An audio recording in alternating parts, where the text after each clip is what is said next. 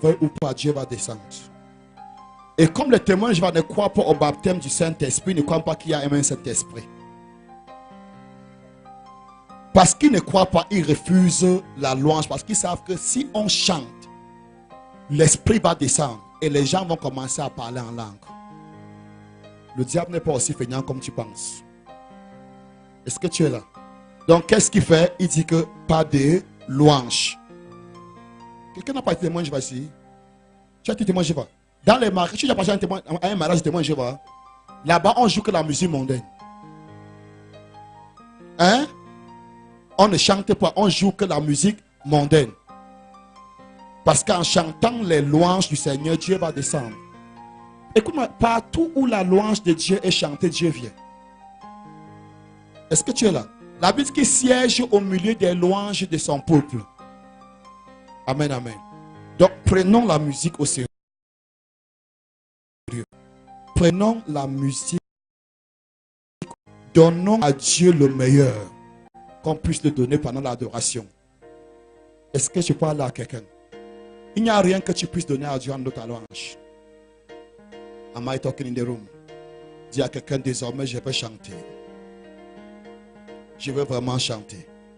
Et je prie que les choristes nous accompagnent. Déjà, quand ça ne les plaît pas, comment ça va t'accompagner? Hein? Quand la personne qui chante la musique ne lui dit rien. Et ce qui m'énerve avec ces personnes, qu'à la fois, est-ce que vous ne dansez pas comme si elles-mêmes dansaient? Hein? Oui, elle nous demande si vous ne dansez pas. Alors qu'elle-même ne danse pas. Ça ne la plaît pas. Elle veut que ça nous plaise. Est-ce que tu es encore là? Dis que les musiciens, aidez-nous. Dis-leur, aidez-nous à louer le Seigneur. Aidez-nous à louer le Seigneur. Amen, amen, amen. Est-ce que tu es encore dans la salle? Oh, on a eu un beau mariage hier. Pourquoi tu n'étais pas là? Dis à ton voisin qui n'était pas là, pourquoi tu n'étais pas au mariage? Que ton problème c'est quoi? Au deuil tu n'es pas là. Au mariage tu n'es pas là. Finalement tu es où? On pleure, tu ne viens pas pleurer. On danse, tu ne viens pas danser. Il y a problème là aussi. On dit que viens manger, tu fuis. On dit viens pleurer, tu fuis. Viens boire, tu fuis. Que Jean-Baptiste est venu ne mangeant pas, on a dit qu'il a un démon. Jésus est venu manger, on dit qu'il est un gourmand. Finalement, vous êtes où? Mais c'était un beau mariage. Diacre, c'était un beau mariage. Hey! Non, l'atmosphère qui est dans la salle, si ça m'a plu. Right. That marriage be fine, that marriage be fine. Diacre, le mariage là a été quelque chose. L'atmosphère seulement qui est dans la salle. Oh my God. Quand Dieu vient, il est vraiment venu. Est-ce que quelqu'un sait quelque chose? Dis à quelqu'un prochainement ne manque plus au mariage. Vous savez, le mariage, c'est juste l'image, le simple échantillon de notre union avec Christ. Donc, pour connaître ce qui va se passer au ciel, ou bien, je ne sais pas si c'est le ciel, dans les airs. Amen. Il faut commencer à vivre ça sur la terre. Est-ce que tu es là? Il faut commencer à vivre ça sur la terre. Quelque chose va se passer dans les cieux. Dans les airs, pas dans les cieux. Comme je viens de dire, quelque chose va se passer dans les airs. Au son de la trompette. Amen. Au son de la trompette, quelque chose va se passer. La nuit que nous serons avec le Seigneur. Et j'entends souvent certains chrétiens disent: oh Seigneur, si tu peux ouvrir juste une petite fenêtre pour que j'entre, je serai infiniment reconnaissant. La personne ne comprend même pas encore d'abord ce que veut dire notre rencontre avec le Seigneur. Le mot rencontre là vient d'un mot grec qui veut dire l'accueil d'un dignitaire nouvellement arrivé, d'un juge qui vient qui vient d'arriver. Amen. Donc, pour dire quoi? Tu ne seras pas accueilli dans les airs comme un lâche. Tu n'as pas compris. La Bible dit que Dieu viendra chercher une église sans tache ni ride. Pas des gens qui veulent passer par la fenêtre. Est-ce que tu es là? Seigneur, si je pouvais être seulement portier au ciel.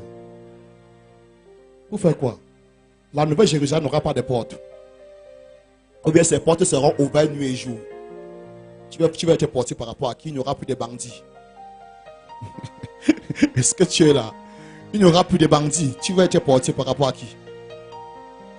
Amen, amen. Mais la Bible dit qu'au son de la trompette, nous allons être enlevés à la rencontre du Seigneur.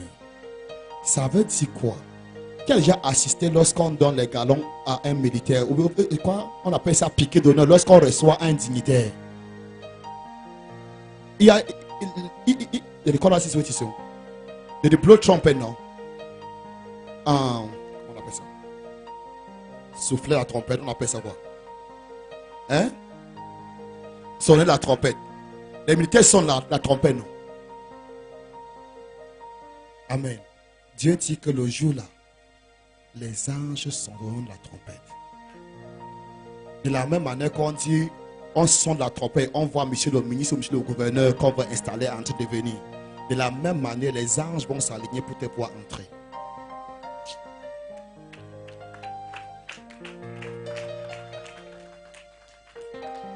Qui a déjà vu le film C'est un prince à New York? Ta robe de mariée. Parce que la rencontre, là, c'est le mariage de Christ et son église. Ta robe de mariée dépassera pour la fille qui est dans un prince à New York.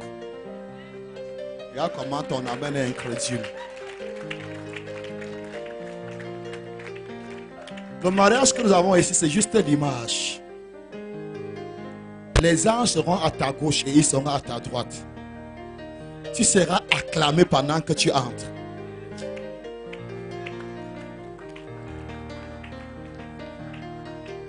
La rencontre du Seigneur appartient 6.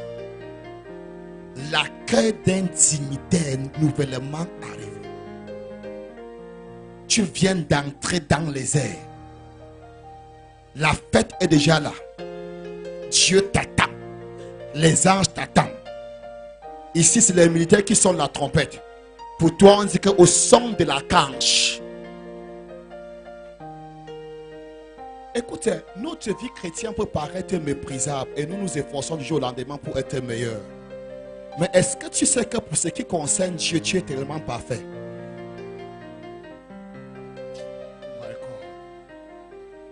Est-ce que tu es là? Pour Dieu. Oh. Vous savez, les gens interprètent souvent mal les paroles de Jésus.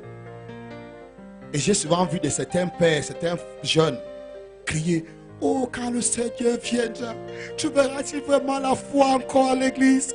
Tu verras-tu encore des frères qui craignent Dieu? Quand il viendra, oh, quand il viendra, l'église sera sans tache ni ride. Ne dis pas amen. C'est pas moi qui écris. Une église pure, irréprochable. C'est pas toi qui bâtis l'église, c'est lui qui bâtit l'église. Et la personne qui bâtit l'église, il viendra prendre une église sans tache ni ride. Tu sors où pour dire que tu verras même les chrétiens? Qui t'a dit ça? Tu as lu ça dans quelle Bible? Est-ce que tu es là? Tu as lu ça dans quelle Bible? Est-ce qu'il y aura même encore des frères? Non, il y aura les musulmans. Même les Boko Haram. Amen, amen. Est-ce que tu es là? La Bible dit qu'il va présenter l'église à lui-même. Ephésiens chapitre 5. Amen. Il va nettoyer l'église. Il ne présentera pas l'église à son père. Il présentera l'église à lui-même. Donc Christ nettoyera l'église au point où il verra son image à l'intérieur de l'église. L'heure est déjà venue et la trompette va sonner. Amen. Ne suis pas on appelle les défaitistes. Amen, amen. Ne les suis pas. L'église marche. L'église est en train d'avancer. Si je dis que l'église est en train de pécher, on devait se lever ici. Et que oui, l'église est en train de pécher, telle fois a fait telle chose, telle fois a fait telle chose. Est-ce que tu es là? Mais Dieu dit que l'église est en train d'avancer. L'église n'est pas à la défensive. L'église est à l'offensive. Je peux répéter ce que je viens de dire. L'église n'est pas à la défensive. L'église est à l'offensive. I will say it again. L'église n'est pas à la défensive. L'église est à l'offensive. Je bâtirai mon église et les portes de séjour des morts ne prévaudront point contre elle. En d'autres mots, l'église est devant les portes de l'enfer, en train de bousculer les portes de l'enfer. Non, on ne veut pas entendre cela. Mais je vais encore répéter. Breton, Dieu dit que l'église n'est pas en train de on fait comment? L'église n'est pas derrière la porte en train d'empêcher Satan d'entrer. Mais l'église est en train de bousculer Satan dans ses derniers retranchements. Vous savez, tous ceux qui prônent cet esprit de combat spirituel, pas comme si le combat spirituel n'est pas biblique, mais le combat spirituel de la Bible n'est pas ce qu'on prône aujourd'hui. Tous ceux qui prônent cet esprit de combat spirituel, dans leur imagination, l'église est derrière la porte et Satan va entrer. L'église en se défendre en lançant le feu, en lançant les bombes du Saint-Esprit. L'église est comme ça. Satan est devant en train de pousser. Non, c'est plutôt Satan qui est comme ça et l'église est devant en train de pousser. Personne ne peut entrer dans la maison d'un homme fort et piller ses biens sans au préalable attacher l'homme fort. Satan est déjà froissé. Il est en train de jouer ses dernières cartes. L'église est en train de le bousculer loin devant sa porte. C'est pourquoi je n'aime pas entendre cette histoire. Satan s'est levé encore très fort. Il est couché depuis. Et il ne se relèvera plus. Il dit quoi? Il est couché depuis. Depuis que Jésus avait écrasé sa tête, il ne peut plus se lever. Sa queue balance et fait certains petits ravages. Mais il ne peut plus se lever. Tu es encore là? Est-ce que tu es encore là? Acclame le Seigneur si tu peux.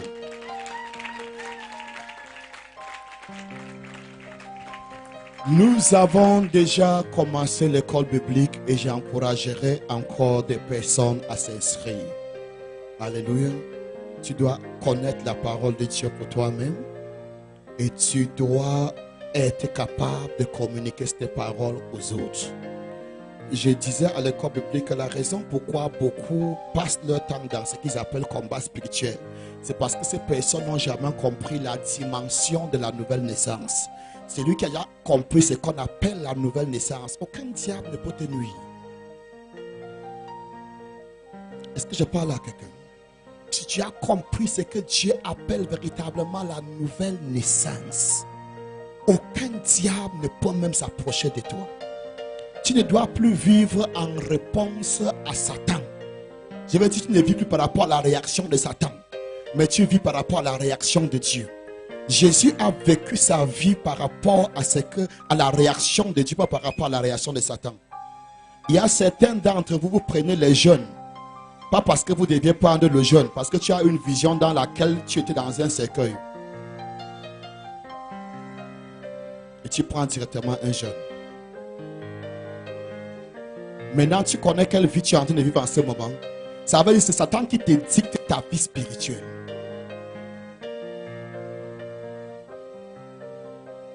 Notre mari est en train d'entrer. Est-ce qu'on peut acclamer le Seigneur quand même pour elle-même comme elle est venue en retard?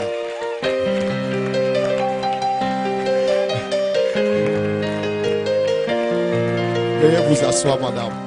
Acclame le Seigneur. C'était fatigant. C'est pour ça qu'elle est en retard. Amen, amen. Elle s'est même battue pour être là. D'autres ne devaient même pas être là. Acclame encore au Seigneur pour elle.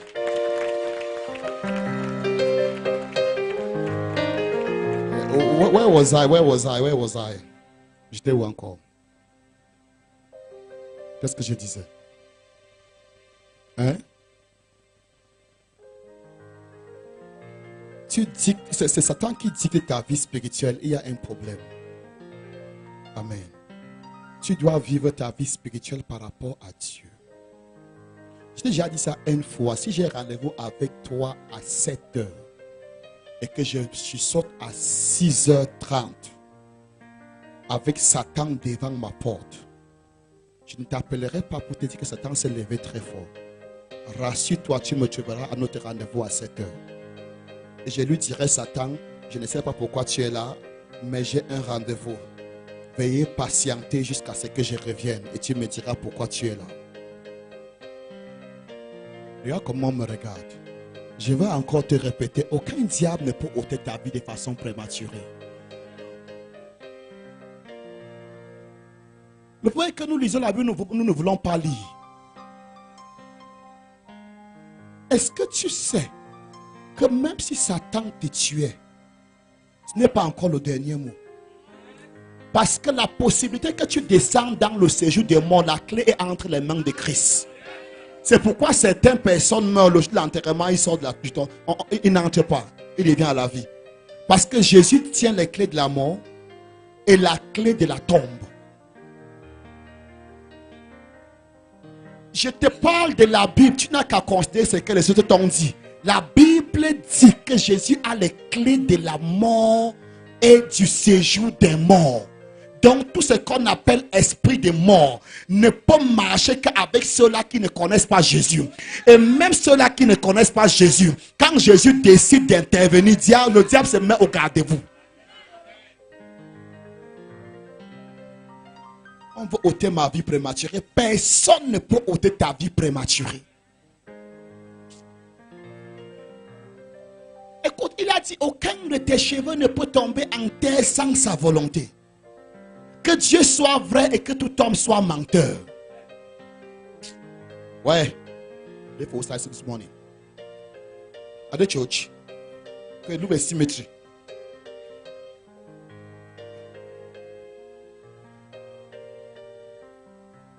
J'ai constaté, maman Yvonne, quand on sort un séminaire, le thème, 3 jours pour paralyser la mort prématurée dans la famille. La salle est pleine. 3 jours pour provoquer la vie dans ta famille, personne ne vient. La vie, c'est l'antidote de la mort. C'est comme un médecin dit, 3 jours de vaccination. Les gens ne viennent pas. 3 jours pour combattre la maladie avec quoi on essaie, les gens viennent. Pour venir prendre le sérum. Les gens viennent. Mais on te dit que viens pour que la mort ne vienne même plus. Tu dis que non, je préfère que quand la mort vient, puis... En passant, c'est lui qui est né de nouveau. Ce n'est pas moi qui le dis. C'est Jésus qui le dit. Amad est immortel.